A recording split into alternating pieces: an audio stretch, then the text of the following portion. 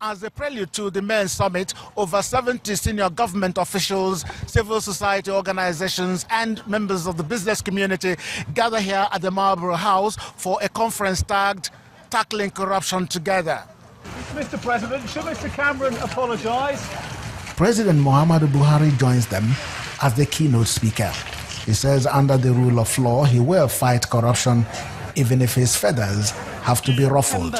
He wants the repatriation of corrupt proceeds and calls for international anti-corruption infrastructure to trace and return stolen funds. This evil practice is manifested in the plundering and stealing of public funds, which are then transferred abroad in secret accounts. I therefore call for the establishment of an international anti-corruption infrastructure that will monitor, trace, and facilitate the return of such assets to their countries of origin. It turns out to be an interactive session, and many would want to know if the Nigerian president will demand an apology from the British Prime Minister over his sweeping statement about corruption in Nigeria. I'm not going to demand any apology from anybody.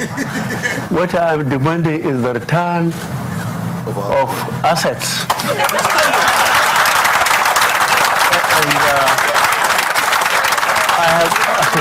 I have already mentioned how Britain really led and how disgraceful one of the Nigerian executive was. He has to dress like a woman to leave Britain and leave behind his bank account and fixed assets, which Britain is prepared to hand over to us. This is what I'm asking for. What would I do with apology? I need something tangible.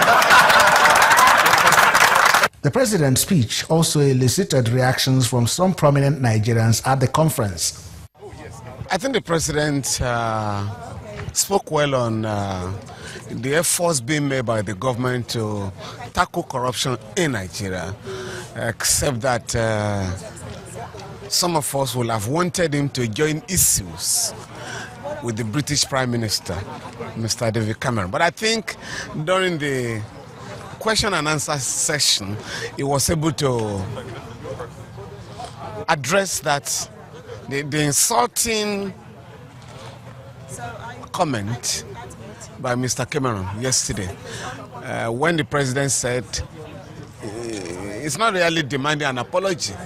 All he wants is a commitment that the looted wealth of our country, where a house in the United Kingdom, will be returned to Nigeria. And for me, I think that is enough. And I think that is some food for thought for the British government.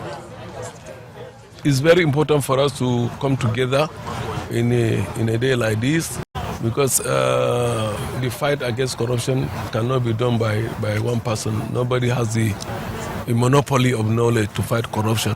Speaker after speaker say that endemic corruption can be wiped out.